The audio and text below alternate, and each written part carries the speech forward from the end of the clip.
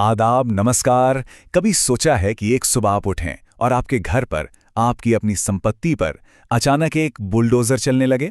वो भी बिना किसी अदालती फैसले के। ये सिर्फ कोई डरावनी कल्पना नहीं है, बल्कि आज के दौर की एक हकीकत है जिसे कुछ लोग बुलडोजर न्याय का नाम दे रहे हैं। मैं हूं साजिद और जस्ट एथिक में हम सबका स्वागत है, जहां हम कानून की मुश्किल बातों को बिल्कुल आसान भाषा में समझने की कोशिश करते हैं। तो आज हम इसी की तह तक जाएंगे। तो सवाल यही उठता है कि एक बुलडोजर जो आमतौर पर तरक्की और निर्माण की निशानी होता है, वो अचानक न्याय या अन्याय का प्रतीक कब बन जाता है। वही मशीन जो शहर बनाने के काम आती है, वो किसी की दुनिया उजाड़ने का औजार कैसे बन जाती है। बस यही सवाल आज हमारी पूरी बातचीत की बुनियाद है। तो हो क्या रहा है? पिछले कुछ समय से हम सब देख रहे हैं कि किसी पर कोई अपराध का आरोप लगता है और उसकी संपत्ति को बुलडोजर से गिरा दिया जाता है। इसे कुछ लोग कहते हैं कि ये तो एकदम फास्ट जस्टिस है, एक नया और असरदार तरीका। लेकिन क्या सच में ये न्याय है, या न्याय के नाम पर कुछ और हो रहा है? ये तस्वीरें तो अब अखबारों में, टीवी पर, सोशल मीडिया पर हर जगह आम हो गई हैं। एक तरफ इल्जाम लगता है और दूसरी तरफ बुलडोजर एक्शन में आ जाता है। इसे देखकर हम सबके मन में कई गहरे सवाल उठते हैं, है ना? कि क्या सिर्फ इल्जाम लग जाने से कोई मुजरिम बन जाता है और सजा देने का हक वो तो सिर्फ अदालतों को होता था? नहीं।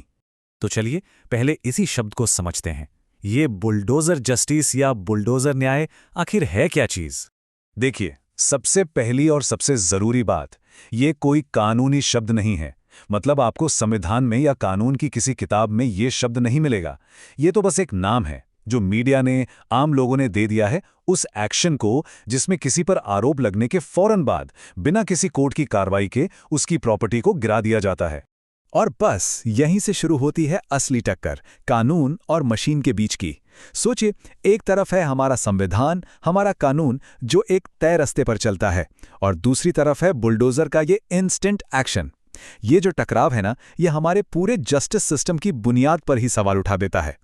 देखिए, हमारा जो पूरा न्याय का सिस्टम है ना, वो एक बहुत जरूरी उसूल पे खड़ा है।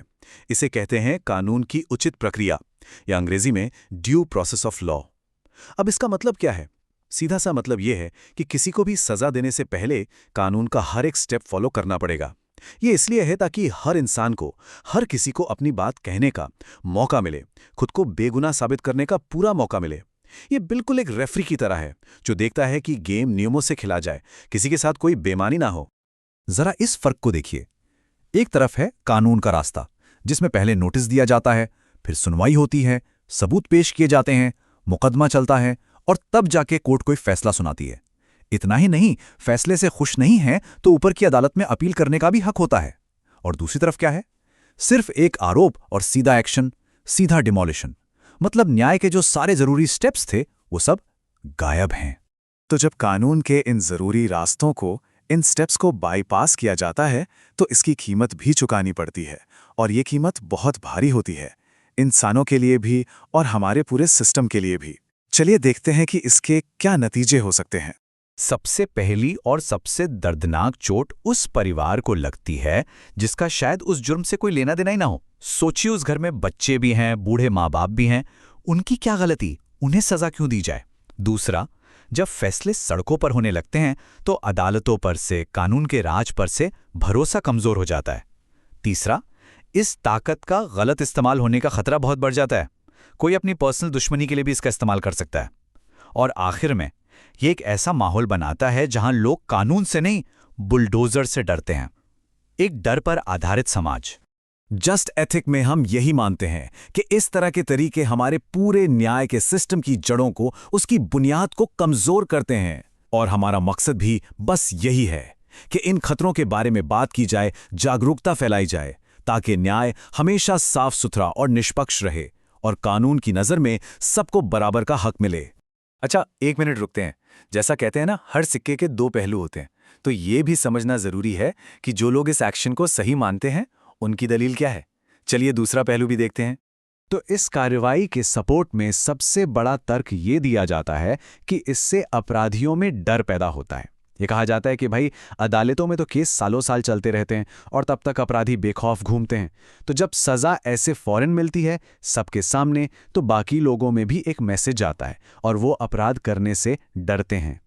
तो अब न्याय का तराजू कहीं बीच में अटका हुआ है। एक तरफ है जुर्म पर फौरन एक्शन लेने की बात और दूसरी तरफ है हमारा संविधान जो हर किसी को कानून की पूरी प्रक्रिया का हक देता है। तो सवाल यही है कि बैलेंस कहाँ है? हाँ, ये बात तो सही है कि कानून का रास्ता लंबा हो सकता है, थकाने वाला हो सकता है, और ये बुलडोजर वाला एक्शन एक शॉर्टकट जैसा लग सकता है। और ये भी सच है कि न्याय में देरी भी एक तरह का अन्याय है। लेकिन रुककर सोचने वाली बात यह है कि इस शॉर्टकट की कीमत क्या है? क्या हम स्पीड के लिए न्याय के उसूलों को ही दांव पर लगा सकते हैं?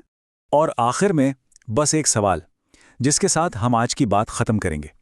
एक ऐसा समाज जो इंसाफ के लिए अपने ही बनाए हुए कानूनों को रौंद दे, वो अपने भविष्य की नींव आखिर किस चीज पर रख रहा है?